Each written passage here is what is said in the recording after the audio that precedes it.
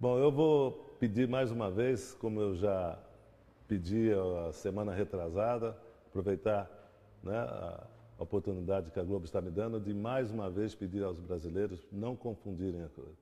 Nós estamos iniciando, né, uma preparação para a Copa do Mundo, está pertinho, um aninho, e as Copas das Confederações servem muito para a gente ter uma base de como vai ser a nossa equipe.